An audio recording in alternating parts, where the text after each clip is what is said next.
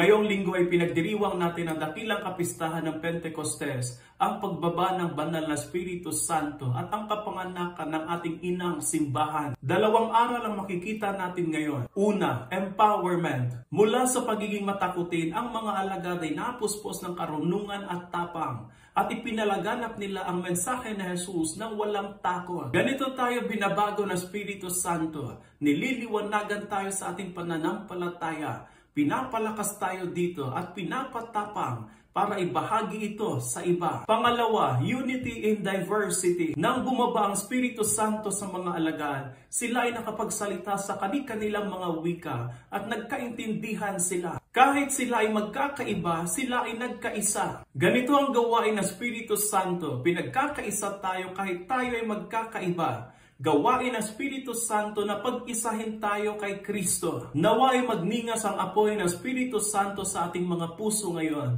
at maging matapang tayo ng mga saksi ni Kristo. At ipakita natin ang ating pagkakaisa sa pagpapalaganap ng kanyang mabuting balita sa buong mundo.